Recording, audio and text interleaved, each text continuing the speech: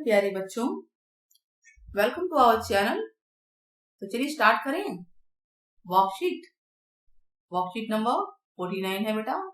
वैसे तो ये रेगुलर आती है, उस टाइम पे आनी चाहिए इसे, बट ये थर्सडे के दिन आ रही है, तो बातें नेक्स्ट वीक से मे भी सारा ठीक हो जाएगा। तो 49 है बेटा, मैथ्स क्लास 10 हिंदी मीडियम। आप क्लास 10 से रिलेटेड जितनी भी वर्कशीट चाहिए, सबकी वर्कशीट आपको जो है हमारे चैनल की प्ले लिस्ट में अवेलेबल होंगी, क्लास 10 के प्ले लिस्ट में। तो नया टॉपिक है वृत्त का परिमाप और क्षेत्रफल निकालना है, और आज हम क्रियाकलाप के द्वारा पाई का मान सीखेंगे और वृत्त की परिधि या परिमाप जिसको बोलते हैं वो ज्ञात करना सीखेंगे। सबसे पहले तो आप जान लीजिए कि परिमाप होता क्या है। ये सर्कल है, ठीक है। सर्कल की जो बाउंड्री है, पूरी बाउंड्री आप कवर कर रहे हैं। मान लीजिए दौड़ना शुरू करते हैं यहाँ से और दौड़ते दौड़ते वापस यहीं आ जाते हैं, तो ये बाउंड्री पे आपने चक्कर लगाया, तो यही चक्कर इसका परिमाप कहलाता है। अब मान लीजिए सर्कल है, सर्कल तो है ही, मानना क्या है, इसमें अंदर आपने खुदाई करी, खुदाई की ना, कितनी मिट्टी खोदी, या आपने इसमें खेती की, तो पूरा एरिया अंदर का जो हिस्सा है वो क्या कहलाता है, इसका एरिया कहलाता है। ये जो हिस्सा है एरिया या क्षेत्रफल कहलाता है। बाउंड्री कहलाती है परिमाप, परिमाप को ही परिधि कहते हैं, ठीक है। तो आज हम सीखेंगे पाई का मान जो हम 22/7 या 3.14 बोलते हैं कैसे आया। वृत्त की परिधि का उसके व्यास के साथ अचर अनुपात होता है, और उसी अनुपात को यूनानी अक्षर पाई से व्यक्त करते हैं। यानी पाई बराबर होता है वृत्त की परिधि बटा व्यास, और परिधि का मान ये है, व्यास का मान ये है, और डिवाइड करेंगे तो 3.1416 के लगभग आएगा। जो निशान है ना, ये वैल्यू चलती जाती है, तो लगभग हिसाब बता दिया कि हमने अप्रोक्स ये मान लिया। यानी पाई का मान 3.14 होता है या 22/7, और ये जो मान है परिधि बटा व्यास होता है, यानी वृत्त की परिधि बटा में व्यास। अब अगर परिधि निकालनी है तो कैसे करेंगे, परिधि निकालनी है तो व्यास को आप यहां भेज दीजिए उल्टी साइड पे, तो परिधि बराबर हो जाएगा पाई गुणा व्यास। व्यास को डी कहते हैं, यानी पाई डी, और डी जो है त्रिज्या का डबल होता है। ये डी है ना, ये डबल हो गया, डबल हो गया कि नहीं हो गया। यानी डी की जगह हम 2r रख देंगे, तो जो परिधि है वो बन जाएगी 2πr। तो वृत्त की परिधि क्या होगी, उसी को वृत्त का परिमाप कहते हैं, वो 2πr। क्लियर हो गया ये वाला एक्टिविटी, ये वाला क्रियाकलाप समझ में आया। नाउ वृत्त का क्षेत्रफल का मान निकालना है। वृत्त का क्षेत्रफल कैसे निकलता है, देखिए एक वृत्ताकार ये एरिया है, इसकी त्रिज्या मान ली हमने r है, इसके 16 हिस्से बराबर बराबर कर दिए, 16 त्रिज्या खंड कर दिए, यानी त्रिज्या से खंडित हिस्सा त्रिज्या खंड कहते हैं। तो देखिए 1 2 3 4 5 6 ऐसे 16 तक हमने बराबर हिस्से किया, सबको काट लिया। काट लीजिए कैसे सारे हिस्से को, एक हिस्से यहाँ लगाइए, 2 3 4 5 6 7 8 9 10 11 12 13 14 15 16 लगा दिए। तो हम क्या देख रहे हैं कि जो ये हिस्सा है हमने यहाँ लगा रहे हैं इस तरह से, दूसरा हिस्सा हम यहाँ लगा रहे हैं, तीसरा हिस्सा हम यहाँ लगा रहे हैं, यानी ये टोटल जो लंबाई है इधर और इधर की हम लोग जोड़ दे तो ये इसकी परिधि के बराबर होगी। तो एक लंबाई होगा परिधि का आधा, यही है ना, ठीक। अब ये कुछ आकृति जो है आयत का रूप लेती है, या बोल दे समांतर चतुर्भुज, तो इसे हम आयत की तरह अगर बना ले तो उस तरह का कुछ ये रूप लेती है। तो आयत का क्षेत्रफल क्या होता है बेटा, लंबाई गुणा चौड़ाई। यानी अगर वृत्त का क्षेत्रफल निकालना है तो वृत्त का क्षेत्रफल होगा आयत का क्षेत्रफल, और आयत का क्षेत्रफल होता है लंबाई गुणा चौड़ाई। अब लंबाई कितनी है, ये लंबाई कितनी है, पूरी परिधि की आधी। कैसे पता, क्योंकि आधा तो इधर है और आधा इधर है, तो पूरा परिधि होता है 2πr, तो उसका आधा कितना होता है 2πr का आधा, ऐसे हो गया, यानी πr। यानी लंबाई आ गई πr, और चौड़ाई क्या है, चौड़ाई है त्रिज्या, यानी कि r। तो πr इंटू r, ये बन गया πr² वर्ग इकाई, और यही है हमारे वृत्त का क्षेत्रफल। इस क्रियाकलाप को आप लोग कीजिएगा कॉपी के अंदर काट के, इसी तरह से बराबर हिस्से काट के लगाने हैं और देखना है। उदाहरण 1, वृत्त की परिधि और क्षेत्रफल संख्यात्मक रूप से समान है बेटा, यानी वो दोनों की संख्या बराबर है। व्यास बताना है, तो देखिए परिधि का फॉर्मूला होता है 2πr और व्यास होता है, क्षेत्रफल होता है πr²। पाई से पाई कट गया, आर से एक आर कट जाएगा, यानी आर बराबर 2 आ गया। तो डी होता है आर का डबल, व्यास तो डबल होता है, तो कितना हो गया 2 दूनी 4 इकाई, तो व्यास आ गया 4। ठीक है, अगला प्रश्न है प्रश्न नंबर 2 कि एक कार है कि पहिए का व्यास 80 सेंटीमीटर है और 66 किलोमीटर प्रति घंटे की चाल से वो कार चल रही है। 10 मिनट में कितने चक्कर लगाती है? चक्कर लगाने का मतलब क्या होता है? चक्कर लगाने का मतलब है कि उसकी परिधि निकालनी है। परिधि पूरा आप कवर करते हैं तो एक बार वो घूम गई पूरा, तो वो उतना एक चक्कर में दूरी पता चल जाएगी। तो 10 मिनट में हम दूरी पता लगा लेंगे, है ना। तो सबसे पहले हमें क्या निकालना पड़ेगा? परिधि। ठीक है, वृत्त की। तो उसके लिए सबसे पहले हमें त्रिज्या दी हुई 80 सेंटीमीटर, व्यास 80 है ना। तो त्रिज्या कितनी होती है बेटा इसकी? आधी, यानी 40, और उसको आप मीटर में बदल दीजिए। मीटर में बदलने के लिए 100 से भाग करना है। ठीक है, क्योंकि 1 मीटर में 100 सेंटीमीटर होते हैं, तो 1 सेंटीमीटर 100वां हिस्सा होगा मीटर का। तो 40 सेंटीमीटर कितने होंगे? 40/100। और परिधि होती है 2πr, 2 × 22/7, और आर हमने वैल्यू पुट कर दी, ये आ गया। ये आया क्या? ये एक चक्कर की दूरी है, एक चक्कर में दूरी, क्योंकि पूरा घूम गया तो उसने कोई दूरी तो की होगी ना। ठीक है, अब हमें चक्कर की संख्या निकालनी है। चक्कर की संख्या क्या होता है बेटा? 10 मिनट में तय की गई दूरी, जितनी भी दूरी है, बटा में एक चक्कर में तय की गई दूरी। ठीक है, अच्छा 10 मिनट में दूरी क्या होती है बेटा? चाल गुणा समय। तो चाल कितनी दी हुई है आपको बताइए? चाल है 66 किलोमीटर प्रति घंटा। 66 किलोमीटर प्रति घंटा, इसको मीटर पर सेकंड में बदल दीजिए। किलोमीटर 1 किलोमीटर में होता है 1000 मीटर, और 1 घंटे में होता है 60 × 60। 1 घंटे में 60 मिनट, 1 मिनट में 60 सेकंड, ये बन गया। तो यही यहाँ पे किया इन्होंने, और सॉल्व करके 55/3 मीटर पर सेकंड आ गया। तो चक्रों की संख्या होगी 10 मिनट में तय की गई दूरी। 10 मिनट में दूरी का मतलब है चाल गुणा में समय। चाल है कितना है? 55/3, और समय है 10 मिनट। मिनट को सेकंड में बदल दिया, 10 गुणा में 60, और 2πr की वैल्यू है 176/70, और 70 चला गया ऊपर, है ना, पलट जाएगा ना। जब 70 ऊपर चला गया तो नीचे से हटा दो उसे। अब काट पीट के हम ये जो है क्या निकाल लेंगे? चक्कर की संख्या आ जाएगी। ये बहुत ही इंपॉर्टेंट क्वेश्चन है, आप इसको जरूर कीजिएगा। चलिए पहला क्वेश्चन करते हैं। एक अर्धवृत्ताकार चांदे का व्यास है। चांद जैसा देखा ना आपने? चांद होता है ना, कैसा होता है बताइए? अर्धवृत्ताकार है, तो अर्धवृत्त कैसा होता है? इस तरह से होता है, और इसका व्यास यानी कि ये व्यास है 14 सेंटीमीटर। परिधि निकालनी है इसकी।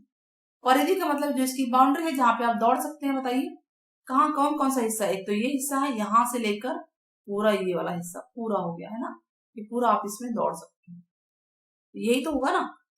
तो परिधि क्या हो जाएगी? जो ये हिस्सा है ये तो होगा, ये हिस्सा पूरा होता है 2πr, तो ये हिस्सा हो गया πr, और जो ये हिस्सा है ये है d यानी व्यास। तो परिधि क्या बनेगी? अर्धवृत्त की परिधि बनेगी πr जमा में व्यास, और r हमारे पास है नहीं, r हम निकाल लेते हैं। 22 r क्या आएगा? 14 का आधा कितना होता है बेटा? 14 का आधा होता है 7 सेंटीमीटर, यानी 22/7 × 7 जमा 14, डी का मान 14 है। तो ये आ गया 22 जमा 14, 36 सेंटीमीटर इसकी परिधि आ गई। किसकी? अर्धवृत्ताकार आकृति है इसकी परिधि हमारे पास आ गई। क्वेश्चन नंबर 2 क्या कह रहा है? पहला हो गया। दूसरा क्या कह रहा है कि एक पहिए का क्षेत्रफल, पहिया आप जानते हैं ना, गोल पहिया हमने बना दिया, इसका अंदर का हिस्सा ये क्षेत्रफल है, 6.16 वर्ग मीटर है, और इतनी दूरी तय की है। दूरी तय करने का मतलब होता है उसकी परिधि। एक चक्कर, कुल चक्कर कितने निकालने हैं? तो एक चक्कर में जितनी दूरी तय करेगा, एक चक्कर का मतलब है बेटा परिधि। ठीक है, तो सबसे पहले तो हमें परिधि के लिए r चाहिए, तो वो हमारे को कहां से मिलेगा?